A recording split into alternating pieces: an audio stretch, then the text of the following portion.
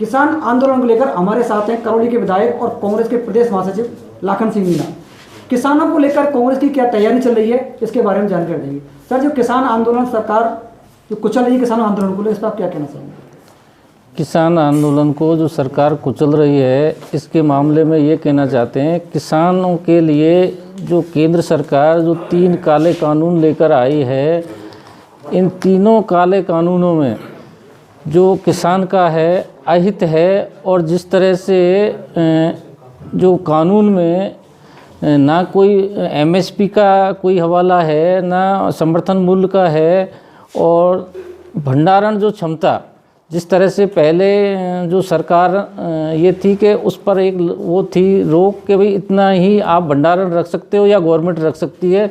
यहाँ जो कॉरपोरेट घराने हैं जो किसानों से उनकी ज़मीनें खरीद कर या एग्रीमेंट कर उनसे जो उनका पैदा अगर उसमें होगी उसको वो ले जाएंगे और उसका कोई समर्थन मूल्य नहीं होगा, उसका वो एक साथ एकत्रित कर लेंगे, उसके बाद में मन मर्जी से उसको बेचेंगे। ये एक तरह से कॉरपोरेट घरानों को इसके फ़ायदे के लिए ये सरकार इन कानूनों को लेकर आई है। लेकिन सर, जो किसान आंदोलन के नाम पर जो हिंसा हो रही है, तिरंगे का अपमान किया गया, इसको आप किस रूप में लेते हैं? किसान आंदोलन के रूप में जो हिंसा हो रही है, ये एक बहुत बड़ी सोची समझी साजिश है। जिस तरह से तिरंगे का जो अपमान की जिस तरह से बात कर रहे हैं, किसान वहाँ पर पहुँच ही नहीं पाए थे। जिस रूट से किसानों को जाना था वहाँ पर पहले ही बैरिकेड लगा दिए गए थे।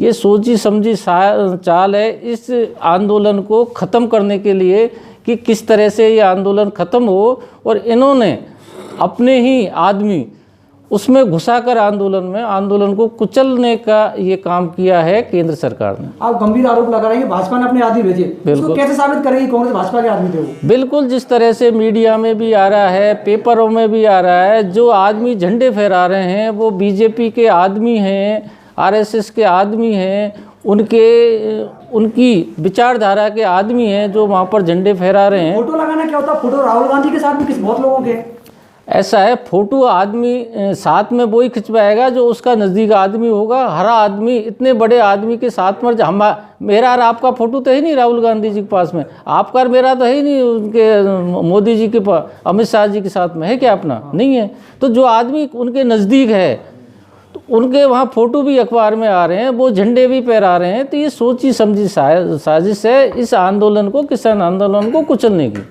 अब पूरे राजस्थान भर में आप कांग्रेस क्या करने वाली है इस आंदोलन को लेकर?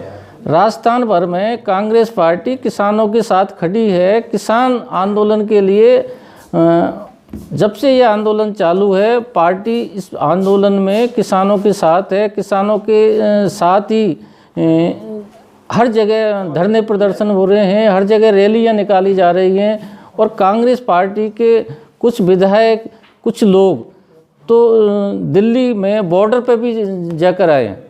अब करौली में क्या होने वाला है सर? 1 तारीख को क्या तैयारी चल रही है आपकी? करौली में जो किसान आएंगे, किसानों अपनी बात रखेंगे, लोगों को समझाएंगे कि किसान आंदोलन इन 3 काले कानूनों से किसानों पर कितना फ़र्क पड़ेगा, क्या इनकी स्थिति रहेगी, और आगे जाकर इन कानूनों को ख़त्म करने के लिए, सरकार पर दबाव बनाने के लिए जो किसान आंदोलन कर रहे हैं, उन किसानों के साथ में कांग्रेस पार्टी खड़ी हुई है। और करौली के जितने भी यहाँ पर किसान हैं, सारे किसानों के साथ है। ये कृषि जो कानून है, इनके समर्थन में भी कई रैली निकल रही है, इनके बारे में आप क्या कहना चाहेंगे? कृषि जो कानून है, इनके समर्थन में जो रैली निकल रही हैं, मैं ये पूछना चाहता हूँ आपके माध्यम से कि केंद्र का कोई भी आदमी, कोई भी मंत्री, एमएलए, इसमें से एक भी जो किसानों के लिए फ़ायदेमंद चीज़ है, अगर एक भी चीज़ वो बता दें, वो ये कहते हैं कि इनकी आय दुगनी करेंगे, वो ये बताएं कि आय दुगनी कैसे करेंगे। ना आपने कोई समर्थन मूल्य इसका तय किया है, ना आपने एमएसपी इसकी तय की है, तो किस तरह से आप इस चीज़ को दुगनी करोगे? भाई, किसान कहीं भी अपनी फसल को बेच सकता है। किसान कहीं भी फसल को बेच सकता है, ये बिल्कुल बात सही है। किसान फसल को पहले भी बेच सकता था, ऐसा कोई पहले भी कोई पाबंदी नहीं थी कि भाई पहले कोई पाबंदी थी। लेकिन आज राजस्थान का किसान पंजाब जाएगा, पंजाब का किसान राजस्थान का आएगा, अगर यहाँ वो कॉरपोरेट घराने हैं और वो अगर उस माल को नहीं खरीदेंगे तो किसान क्या करेगा, कहाँ जाएगा।